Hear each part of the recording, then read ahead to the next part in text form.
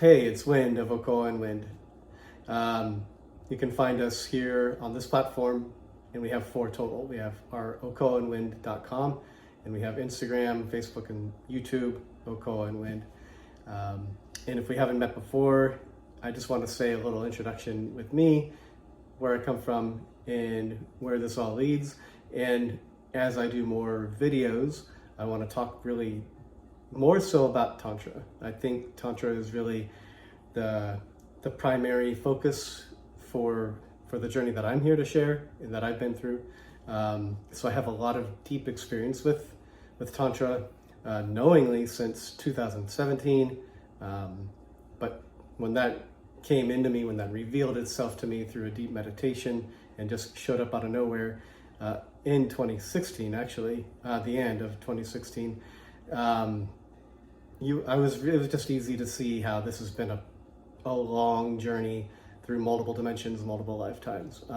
Just really the embodiment that I have. So I guess I want to say that as a way of saying that,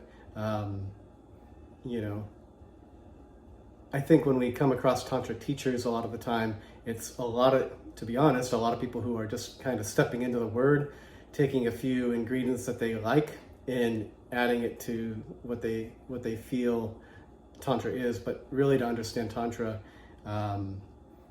you kind of have to, even in this lifetime, you just have to go back a few thousand years before Christianity, before Buddhism, before yoga. You could, in a way, say that most of those kind of matriculated from Tantra, which was a Sanskrit word, just like yoga is, just like chakras are, Kundalini.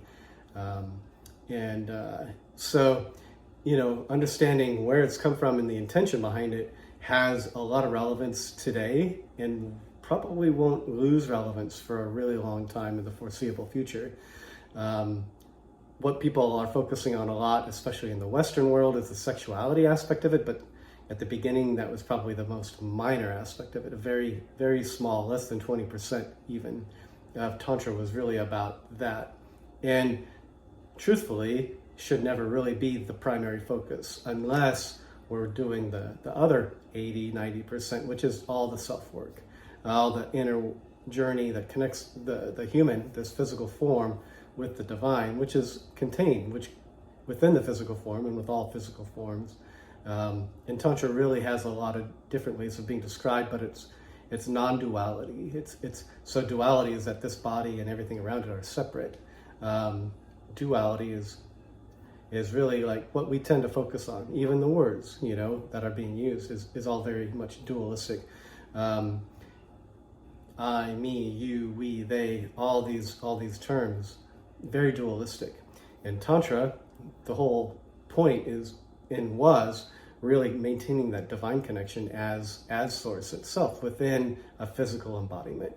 So merging the two. So Tantra really is spoken as like weaving together, or two words, tan and tra, which is basically liberation and expansion, or a tool for doing this, or like a weaving loom where things were woven together in, the Indus Valley before India was a country. So just a little bit of a setup, a little bit of a history. It's important to know those things, but mostly, like when I talk about like my journey as a physical being, I want you to be able to relate it to your journey, and see where you fit in this as well, because I think where Tantra is so relevant now is it's still not about the sexuality. It's about merging the two. It's still bringing about the physical body, the human, and merging it with the divine. And we need that more than ever, probably now, because as we've seen over the last few years, human consciousness is cracking. There's strikes going on in Hollywood. There's Amazon may start striking soon. UPS may start striking soon. COVID. There's just all the politics are dissolving. Religion is dissolving. Now, there are people who say that isn't occurring and that everybody else is on the wrong side of the journey, but that's all part of Tantra. That's all dualistic behaviors and thoughts. And basically what's happening is it's all cracking open as a tantric journey would do within just one person's experience. and start to open up the channels and start to being able to merge our thoughts in our inner sense, our inner holistic truth. So that's kind of a little bit of a setup for Tantra. And as I go forward making videos, it's going to be a lot about that. Sometimes it's going to be really punchy and fiery, because the truth is, like in this lifetime, for me, I was in the military for 20 years, and you develop really thick skin, and sometimes the best way to say anything is just punchy. You just get it out there. You dig in. You create steam. You create cracks. You create even a little bit of anger, because those are trigger points. And where I know some yoga teachers talk about not wanting to trigger people, and even Reiki teachers and practitioners feel the same way, and that's okay on some level, because sometimes we need things soft, gentle, flowy, and watery, and sometimes I can go there as well. But we want to crack consciousness open as it's occurring already, and we want to find ways to actually utilize those cracks to find our true self, so that our true self can show up in kind of almost like taking our dream data and merging into our waking life, so that we can start to use that information more holistically and to guide ourselves. Without, at times we do need teachers and guides, and sometimes we just need that inner connection, or at least to just trust what's happening internally. And notice I keep poking at and pointing to my heart region. If we talk about chakras, we're talking like the heart center here, right in the center. And that's because in a tantric journey, as much as in a shamanic journey or in a religious experience, we're supposed to bring everything through the heart. We have these divine connections, we have these divine channels that run through. In Tantra, we talk about through the crown chakra down. But for it to go into the lower part of the body, the lower 3 chakras, that's all the physical realms, that's all the ego, that's all the play, that's all the stuff we can talk about, see, feel grounded, feel rooted, create sexuality. So those things all are, if you will, on the lower part of the heart, and then what's on the upper heart of the part starts to connect us more to the divine when we talk about chakras. So I keep pointing here because no matter what journey we're on, sexuality or non-sexuality, spirituality, however we want to, the whole point is to get into the heart more.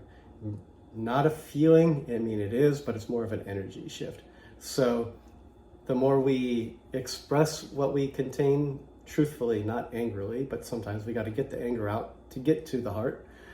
The more we communicate, just realistically about what we experience on the planet and bring it up through the lower chakras into the heart, it's all this play that just gets merged right into the center. So that's the kind of stuff I want to be talking about. That's the kind of stuff I want to deliver. And that's the stuff I want to be able to hopefully shed some light in your journey about what Tantra is and what it isn't, and what your journey is and what it isn't, because we have a tendency to lie to ourselves. That's what ego does.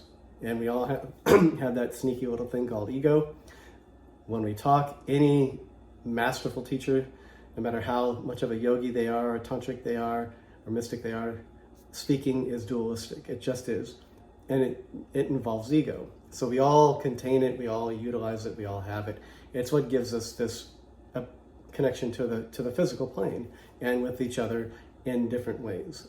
But again, like learning what all that means and how to really use it. And also, to be honest, to learn how to know when somebody is a fake teacher and somebody's really in their ego, no matter how many great words they're using about any particular subject, especially on a spiritual path.